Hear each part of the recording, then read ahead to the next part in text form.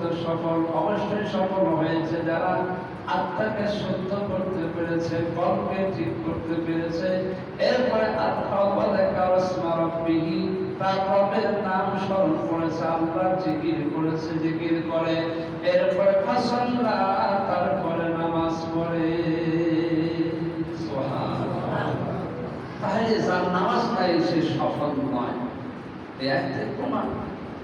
যার আল্লাহর স্মরণ নাই সে সফল নয়, যার শুদ্ধ হয় নাই সে সফল নয়। অন্তরকর্ম এটাকে আল্লাহর জন্য হতে হবে, নবীর জন্য হতে হবে। আল্লাহ রাসূলের জন্য যদি আমার অন্তরকর্ম হয়, তাহলে এরপরে প্রত্যেকটি কাজ করলে সেটা সফল ব্যক্তি হিসেবে, সফল কর্ম, সফল আত্মা হিসেবে সে আল্লাহর কাছে কবুলিয়াত হবে। সুবহানাল্লাহ। তাহলে সেই কর্মটা আমাদের অনেকদিন মরা, যে ঈদুল ফিতরের রাতে ইবাদত বন্দেগী করবে না, তার কলটা হলো মরা কল। মরা কল, যে কলটা কোনো সাড়া নেই।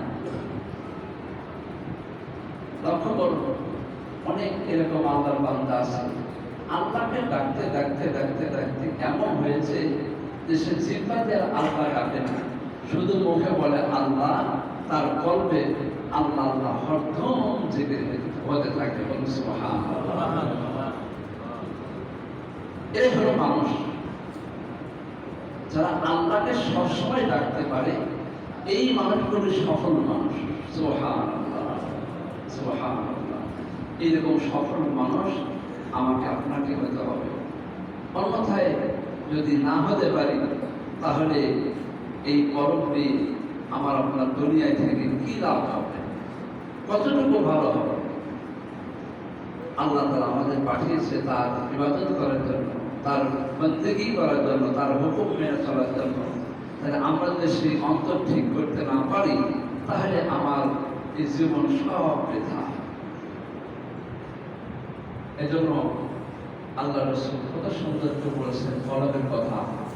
আল্লাহ কলমকে শুদ্ধ করার কথা বলেছে, এরপরে আল্লাহকে জিকির করতে বলেছে, আল্লাহ স্মরণ করতে বলেছে, এরপরে বলেছেন ফাসাল্লাহ, সুতরাং এরপরে তোমরা নামাজ পড়ো।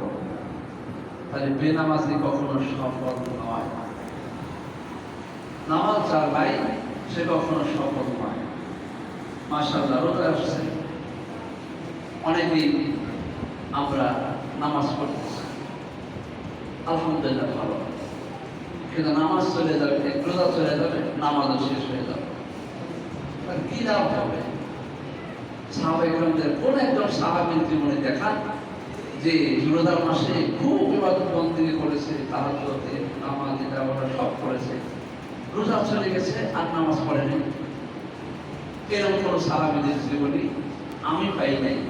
16 বছর কোরআন হাদিস পড়েও কোথাও পাই নাই। অনেক হাদিস পড়েছি, সিয়াসত কিতাব হাদিস অনেক পড়েছি, আমি পাই নাই। তাহলে রোজা শেষ, নামাজ শেষ, এটা কোন মুসলমান? এরা কোন মুসলমান হতে পারে? নামাজ ছাড়া মুসলমানই তো থাকে না। এজন্য আসুন নিয়ত করেন যে আমি যতদিন বেঁচে থাকবো নামাজ ছেড়ে দেব না। এই কথার উপরে অটুট যদি থাকতে পারেন, আত্মাকে শুদ্ধ করতে পারেন, তাহলে সফলতা। আমি তাহলে আমাদের শিক্ষা হলো যে ফিতরা যেটা সরকারি ধার্য হয়েছে, কমপক্ষে 110 টাকা। ফজরের অক্ত হওয়ার আগ মুহূর্ত পর্যন্ত যদি কোনো সন্তান পৃথিবীতে ভূমিষ্ঠ হয়, তার জন্য গার্জিয়ানের দায়িত্ব হলো তার পক্ষ থেকে একটা ফিতরা আদায় করা। আমরা প্রত্যেকেই ফিতরা আদায় করি। গরিব অসহায় তাদেরকে আমরা এই ফিতরা টাকাগুলো দিব, দান সদকা করবো বেশি বেশি। এতে কি হবে? ফিতরা এটা দিতে হবে যেটা রাসূলের সুন্নাহ। নবীজি এই ফিতরা আদায় করে ঈদগাহ ময়দানে গেছেন, ফিতরা আদায় করে। এটা আমরা আলহামদুলিল্লাহ অনেকে আগে থেকে আদায় করতেছি। তো আমরা ঈদের দিনের আগ পর্যন্ত, সবহে সাদিক পর্যন্ত এর সময় আছে, এর মধ্যে আমরা ফিতরা সবাই আদায় করব। আর ঈদের নামাজে আমরা যে আগে বলেছি কিছু সন্তান নিয়ম, সেগুলো আমল করে ঈদগাহ ময়দানে যাব। এরপর আর একটা কথা রয়েছে যে নবীজি এটাও করতেন, ঈদের নামাজ সমাপ্ত হওয়ার পরে তিনি গোরস্থানে, কবরস্থানে গিয়ে দোয়া করতেন। আলহামদুলিল্লাহ, এটা একটা ভালো আমল। অনেকে আছেন গোরস্থানে যান দোয়া করেন, খুব ভালো একটা আমল। আল্লাহ হাবিব সাল্লাল্লাহু আলাইহি ওয়াসাল্লাম ঈদের দিনে নামাজ শেষে এই আমলগুলো করেছে। তো আমরা ইনশাআল্লাহ তাদের সাথে ইনশাআল্লাহ আমরা আমলগুলো করবো। আল্লাহ তাআলা আমাদের তৌফিক দান করুন, আমিন।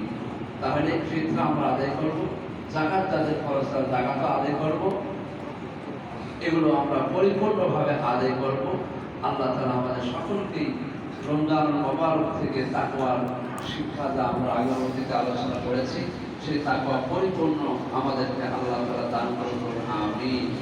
আল্লাহ সুবহানাহু ওয়া তাআলা আমাদের শেষ রমজান পর্যন্ত সুস্থভাবে, সুন্দরভাবে রোজাকে, তারাবিকে আমরা সঠিকভাবে যেন আদায় করতে পারি, আর এর প্রতিদান আল্লাহ তাআলা যেন নিজেই আমাদের দেয়, সেইভাবে আমাদের এই রোজা যেন হয়। আল্লাহ তাআলা কবুল করুন, আমিন।